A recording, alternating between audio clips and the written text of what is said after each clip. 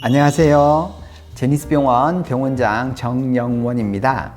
성형수술 중 만족도가 가장 높은 성형이 바로 가슴 성형이라고 하는데요. 실제로 저희 병원도 가슴 성형을 찾으시는 환자분들이 정말 많습니다. 상담 중 환자분들 중에서 가장 많이 하시는 질문이 보형물 크기에 관련된 것인데요. 보형물 크기에 따라 몇 컵 정도가 나오는지를 가장 궁금해 하시고 또 그 크기의 온맵시는 어떤지도 궁금해 하십니다. 오늘은 보형물 크기별 달라지는 온맵시에 대해 이야기해 보려 합니다.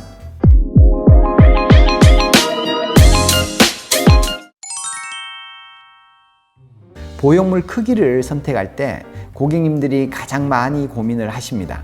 너무 크지도 않고 작지도 않은 내 체형에 맞는 보형물 사이즈를 선택해야 하기 때문에 충분한 고민과 상담을 통해서 결정하셔야 하는데요. 고객분들이 상담 시에 가장 많이 물어보는 질문이 보형물 몇 cc를 넣으면 컵 사이즈가 어떻게 되나요? 라고 하는 질문인데, 보형물 사이즈는 원칙적으로는 윗가슴 둘레와 밑가슴 둘레의 차이로 컵 사이즈가 결정이 됩니다. 윗가슴 둘레와 밑가슴 둘레의 그 차이가 A컵은 5cm 내외이고 A컵은 7.5, B컵은 10, 그 다음에 C컵은 12.5cm 내외의 사이즈입니다. 컵 사이즈는 사실상 이 보형물을 넣어봐야 알 수 있습니다. 이제 사람마다 밑가슴과 윗가슴 둘레가 다르고요. 또 흉곽이나 체형에 따라서 같은 cc의 사이즈를 넣어도 컵 사이즈가 좀 달라지죠. 또한 이제 속옷 제조사들마다 컵 사이즈의 기준이 달라서 사실상 컵 사이즈는 의미가 없다고 생각이 됩니다. 그럼 우리나라 평균 가슴 사이즈인 여성이 다양한 사이즈의 보형물을 넣었을 때 온맵시가 어떻게 달라지는지 궁금해 하시는 분들을 위해서 직원 모델을 섭외해 준비해 봤습니다. 함께 보실까요? 보형물 사이즈는 대중적인 사이즈로 준비해 봤습니다. 오늘 준비한 샘플 중에서 이게 가장 작은 사이즈인데요. 250cc 보형물입니다. 250cc만 넣어도 온맵시가 좀 달라지는 것 같습니다. 그 다음으로는 275입니다. 275cc 이 정도 되는데요. 볼륨감이 생기니까 좀 더 날씬해 보이는 효과도 있는 것 같습니다.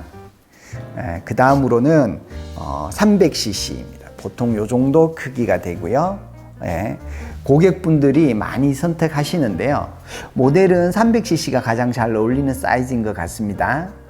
그 다음으로는 325cc입니다. 이 정도 되죠. 한 손에 이렇게 좀 벗어나는기도 하는데 우리 모델분 전문 모델 같네요. 그 다음으로는 마지막으로 350cc 사이즈입니다. 이 정도 되죠. 조금 좀 받쳐야 될 것 같은데 보형물 중에서는 조금 큰 사이즈인데요. 확실히 조금 크다는 느낌은 들죠. 개인 취향이기 때문에 이렇게 사이즈가 크게 원하는 분들은 선택하시는 고객님들도 계시긴 합니다. 이렇게 보형물 사이즈별 온맵시가 어떻게 달라지는지 우리 직원 모델을 통해 봤는데요. 실제로 피부를 박리하고 넣는 것은 아니기 때문에 수술 후 가슴과는 다소 차이가 있겠지만 그래도 크기별로 어느 정도의 온맵시가 나오는지 알 수 있는 시간이었습니다. 보형물의 크기가 무조건 크다고 해서 좋은 것은 절대 아닙니다. 고객님들도 같은 비용이면 기왕이면 크게 하시면서 큰 사이즈를 선택하는 분들이 있는데요. 본인의 체형과 흉곽 사이즈 그리고 원래 가슴 사이즈를 고려하고 또 충분한 상담을 통해서 보형물을 결정하셔야 합니다. 또한 사이즈 외에도 보형물의 제조사 타입별로 선택의 폭이 넓은데요. 우선 보형물을 선택할 때에는 그 보형물의 특성에 대해 잘 알고 있어야 합니다. 특히 이제 요즘 가슴 성형에서 제일 중요한 부분은 바로 모양과 촉감인데요. 모양에 따라서 둥근 모양의 라운드 타입과 물방울 모양으로 나눌 수 있습니다. 또 표면 질감에 따라서 보형물이 나누어지는데요. 이런 식으로 매끈한 타입은 스무스 타입이고요. 또 이렇게 굉장히 거친 타입은 텍스처 타입, 그 중간쯤 되는 이런 보형물을 마이크로 텍스처 타입이라고 합니다. 그리고 라운드 타입은 둥근 모양이라서 윗가슴 볼륨을 높이는데 효과적입니다. 가슴의 크기가 적당한 경우 유륜과 가슴 밑선의 거리가 충분하고 또 유륜이 적당한 위치에 있는 경우에 라운드 타입을 추천드립니다.